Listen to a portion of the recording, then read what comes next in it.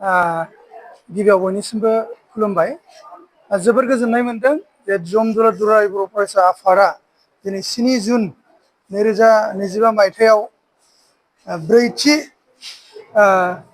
मुंख्लं गायदे हेलेना बसुमतारी गोसोखां बान्था बेखौ होनाय जादों। बिथांमोनहा जमदुवार दुलाराय बर' फरायसा आफादनि बेन्दोङाव थानाय गासै फरायसाफोरनि गेजेराव टप 3 मेट्रिक आनजादाव जायफोर बिथांमोनहा बांसिन नाम्बार मोननानै टप 3 मासियाव आवग्रिनो हादों, बैसोर बिथांमोनहा मुंख्लं गायदे हेलेना बसुमतारी गोसोखां बान्था होबोबाय थानाय जादों।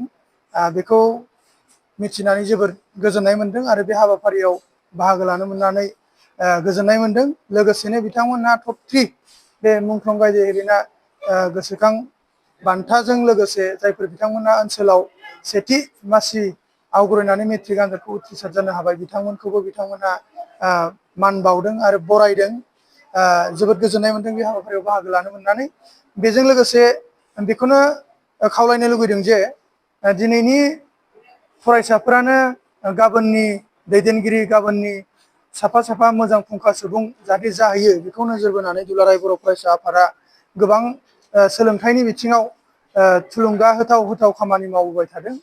दिनै जमदुवार ओनसोलनिफ्राय जायफोर फंबाय बिनानावमोनहा बरायजाबाय, मान बावजाबाय, जाहाथे बैसोर फंबाय बिनानावमोनहा इयुनाव मोजाङै फरायनानै साफा जाफुंसार सुबुं जानानै बे जमदुवार ओनसोलनि गुन गोनां साफा फुंखा सुबुं जानानै बर' हारिखौ मुलुगाव गेरेमसा माहारि दाफुंनायाव जाहाथे थुलुंगा होनो हायो। बेजों लोगोसे बिथांमोनखौ नुनानै जाहाथे जमदुवार ओनसोलनि साफ्रोम फरायसाफोरा थुलुंगानायजों आरो साबसिन फरायनो हाबावो, बिथांमोनजों समान बा बिथांमोननिफ्राय बांसिन जौखोन्दो लानानै फैबाय थानाय समाव जाहाथे मोजांथारै मेट्रिक आनजादखौ पास खालामलांनो हायो।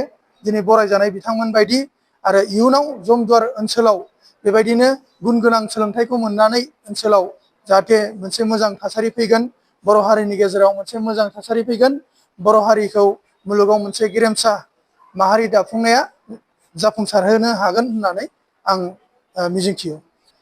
जोबोद दुखुनांथाव, नंगौ जों गोबां बे बिथिङाव खामानि मावबोदों। दुलाराय बर' फरायसा आफादा जेब्लायबो फरायसाफोरनि थाखायनो खामानि मावबोदों आरो बेयाव गोबां बेबायदि जाथाय जानायखौ जों मोनबोदों।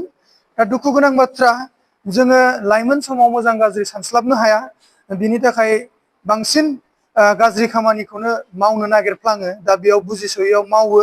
बेनि थाखाय जों दुलाराय बर' फरायसा आफादा जेब्लायबो खामानि मावबाय थादों।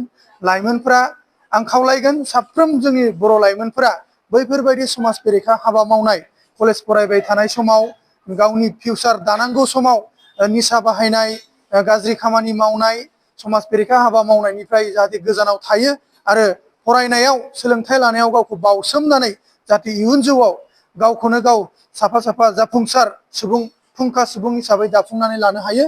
आं बिथांमोनखौ खावलायो जाहाथे सोलोंथाइ लानांगौ समाव, लाइमोन समावनो गियान आरजिनानै लानांगौ सम, बे समावनो जुदि गावनि गियान आरजिनांगौ समखौ गाज्रि खामानियाव बाहायनानै निसा बाहायनाय, बाइक दाब्रायनाय, बायदि रोखोम समाज बेरेखा हाबा मावनायाव बाहायनानै लायोब्ला इयुनाव मोजां मानसि जाहैनो हानाय नङा आरो बरबाद जाहैगोन जिउआ।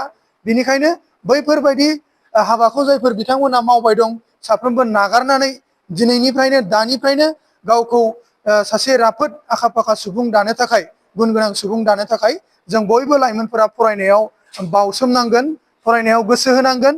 आरो जायफोर बिथांमोना दिनैसिम रावबो बेबायदि निसा बाहायाखै, बिथांमोना मालाबाबो निसा बाहायनो नाङा, मालाबाबो गाज्रि खामानि मावनो नाङा, फरायनायाव गोसो होनांगौ, गावखौ बावसोमनांगौ आरो इयुनाव सासे राफोद आखा फाखा सुबुं हिसाबै गावखौ गायसननांगौ। दुखुनांथाव आरो लाजिनांथाव साननो गोनाङा बे, गावनि असे फिसाखौ सासे बिमा बिफाया माबोरै माइगाब जुजाब अननो हाखो, साननो गोनाङा बे।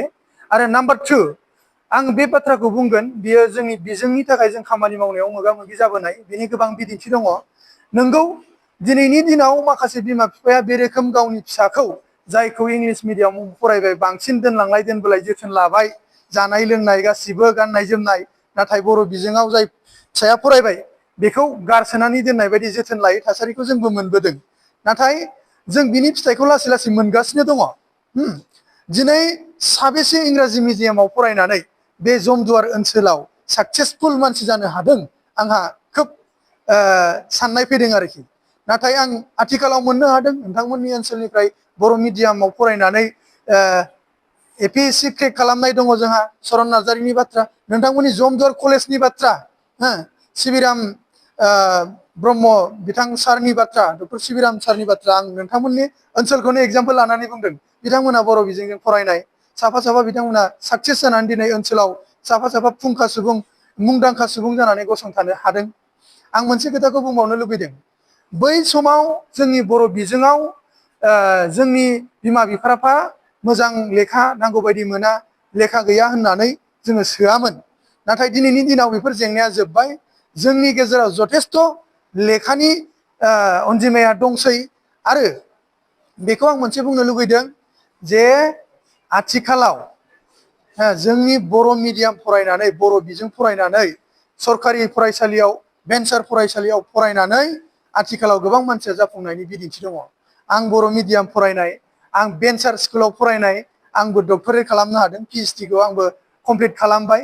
आंबो बेयाव सासे एग्जाम्पल होननानै गोग्गानानै लागोन।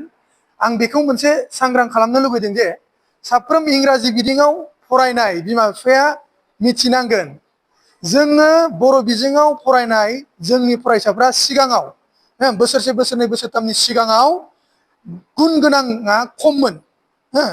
गुन गोनां सोलोंथाइ मोननाय बा बेबायदि मोनसे टेलेन्टेड स्टुडेन्टफ्रा खममोन, नाथाय आथिखालाव गोबां जाबाय। बिनिखायनो बै समनिफ्राय दुलाराय बर' फरायसा आफादा 2006 मायथाइनिफ्राय मिसन लायै लायै गोबां खामानि मावबोदों।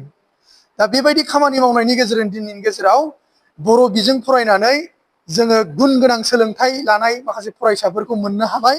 फैबाय थानाय बोसोरसे बोसोरनैनि उनावनो जायफोर बिथांमोना फिसाफोरखौ इंराजि मिडियामाव फोरोंदों बिथांमोनहा खर' हमनांगोन। मानोना जोंनि गेजेराव जायफोर बिथांमोनहा साख्रि नागिरगोन स्कुल कलेजफोराव, स्कुलाव स्पेसियेलि स्कुलाव LP school to higher secondary जोंनि ओनसोलाव फ्राय बर' मिडियामनिसो स्कुलफोर दङ। इंलिस मिडियामनि गभमेन्ट स्कुल गैया जोंहा। दा बिथांमोनहा मोनसे जेंनायाव फैगोन, देग्लायनिफ्राय फैबाय, देग्लायबो दाख्लै कुइसन जादों, जोंना मोननांगौमोन पारसेन्टआ बुरजामोन, मानो मोनाखै? थोंजों जों रिप्लाइ हरदों, नोंथांना गथ'आ इंराजि मिडियामजों फैनाय, बिनिखायनो दानजादों, गाज्रि मोननानै लाब गैया।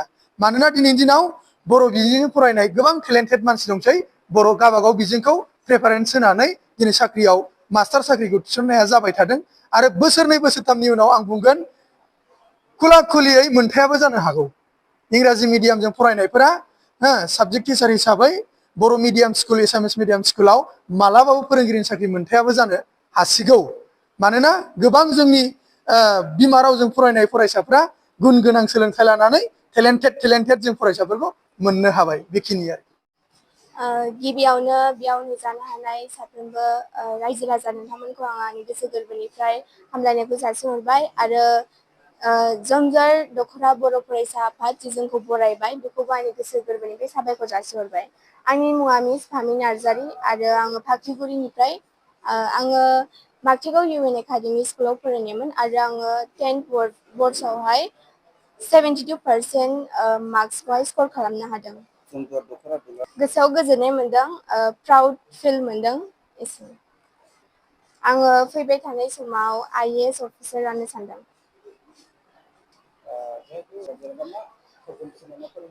आङो क्लास 9-10 आव फरायबाय थानाय फरायसाफोरखौ आं बेखौनो थुलुंगा होनो सानोदि नोङो बबेबा जिनिसखौ गावनि गोसो गोरबोजों हास्थायोब्ला नों बे जिनिसखौ आरो नों बे जिनिसखौ लुबैनायखौ नोङो मोननो हागोन, एचिभ खालामनो हागोन जिउआवहाय। फार्स्ट डिभिजन जानोबा जोङो कनसिसटेन्सि थानांगोन, सेक्रिफाइस थानांगोन आरो हार्डवर्क खालामनांगोन। आरो लोगोसे बबेबा साबजेक्टसफोरखौ कुइसन्सफोरखौ बुजियाखैब्ला नोङो नोंनि टिचार्सफोरनावबो सोंनो हागोन, नोंनि पेरेन्टस दङ, नोङो मदद लानो हागोन। मस्टलि नोङो डेलि फार्स्ट डिभिजन नोङो स्कर खालामनोबा दिनावहाय 4 आवार्स नोङो फरायनांगोन। आरो मेट्रिकआव थ' नोंनि गोसो बायदि टाइम टेबोल खालामनानै फरायनो हागोन।